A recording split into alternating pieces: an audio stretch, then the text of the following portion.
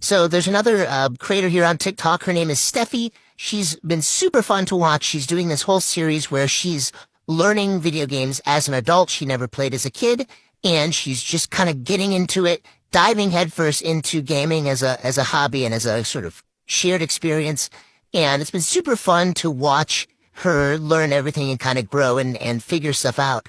But one thing that's really obvious and something that she sort of made a video about recently is that there's a lot of sort of video game literacy, things that we sort of learned over time through many games, sort of a shared language that games use almost, that allows us to like quickly pick up a new game, understand the context of certain things, and sometimes things don't need to be explained to someone who has experienced gaming. However, the flip side of that coin is that if you are a game developer, someone making a game who just has absorbed so much knowledge about gaming, you might not think about what sorts of things really should be explained to a player under the assumption they've not played any games before.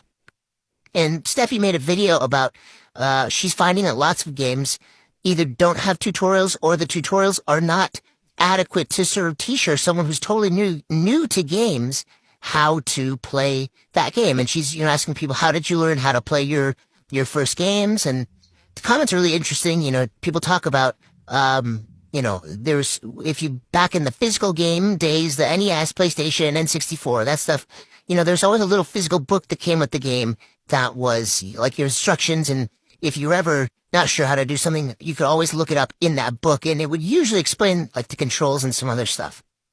But I've been thinking about this more, and I'm curious, what games have the best and like worst tutorial experiences? Like what games do it really well? What games are very like intuitive as far as understanding?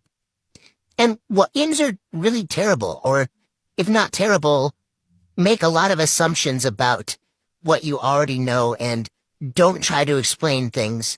And for some games and some genres, maybe that's okay. Maybe it's all right that Call of Duty Warzone, like, assumes you know how to play Call of Duty before you start it. I don't know. Maybe that's bad. Maybe that's okay. Obviously, as a ton of players, so it works to some degree, that's for sure. And as someone who's trying to make a trading card game right now, I'm actually really interested in this idea of the community being an integral part of like the tutorial process of the game.